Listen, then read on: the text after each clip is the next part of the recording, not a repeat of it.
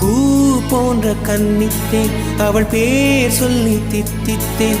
அது ஏன் என்று யோசித்தேன். அட நான் எங்கு சுவாசித்தேன். காதோடு மௌனங்கள் இசைவார்க்கின்ற நேரங்கள். பசி நீர் தூக்கமில்லாமல் உயிர் வாழ்கின்ற மாயங்கள். அலைக்கடலாய் இருந்த மனம் துளி துளியாய் சிதறியதே. ஐம்புலனும் என் மனமும் எனக்கெதிராய் செயல்படுதே. விழி காண முடியாத மாற்றம், அதை மூடி மறைக்கின்ற தோற்றம். ஒரு மௌன புயல் வீசுதே.